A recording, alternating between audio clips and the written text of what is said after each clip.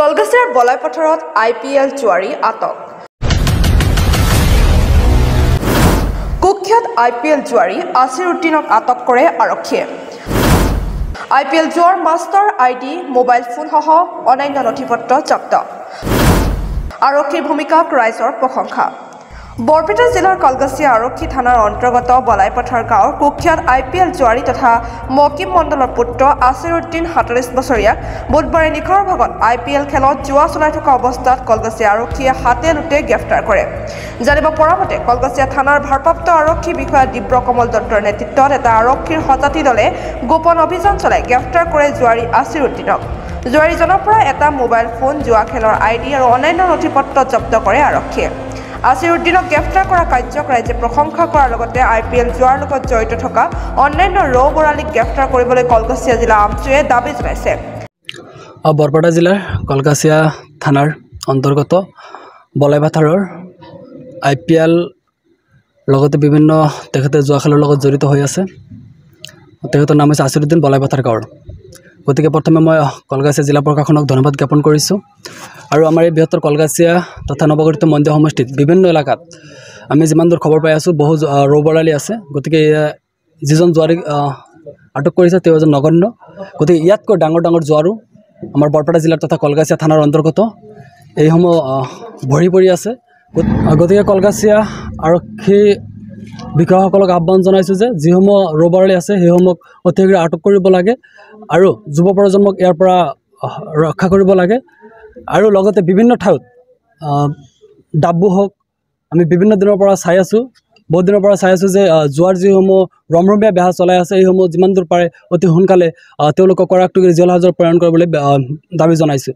লগতে এইটো কথা আহ্বান জনাইছোঁ যে এই জুৱাৰসমূহক যে আটক কৰে পৰৱৰ্তী সময়ত বা বিভিন্ন সময়ত আমি যোৱা সময়ত আমি চাইছোঁ যে জুৱাৰসমূহক আটক কৰাৰ পিছত মাত্ৰ এসপ্তাহে জেল হাজতে থাকে। তাৰপিছত পৰৱৰ্তী সময়ত তেওঁলোকে কিন্তু ওলাই আহে।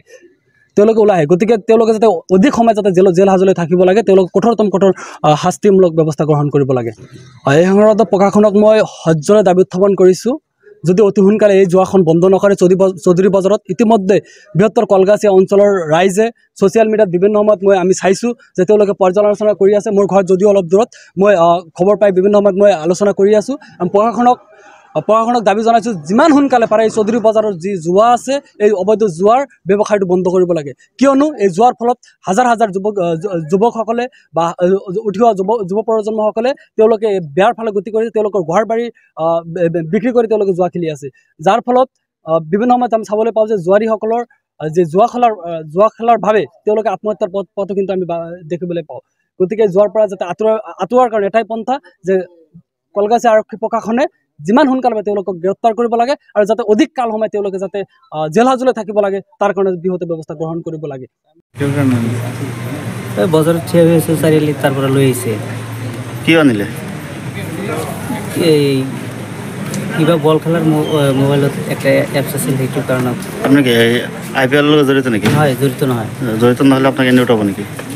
সিহঁতে জানে। কোনে কৈছে? নহয় নলগা নহয়, মই ইঞ্চুৰেঞ্চ কোম্পানীত কাম কৰোঁ।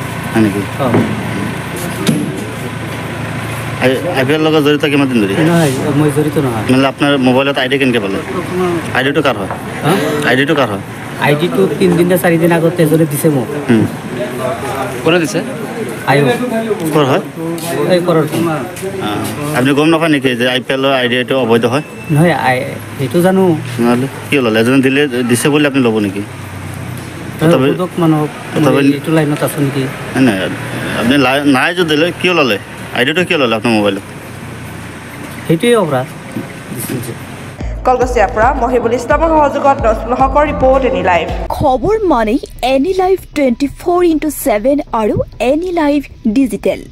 যিকোনো খবৰৰ বাবে যোগাযোগ কৰক 9387734920 আমাৰ এই নম্বৰত।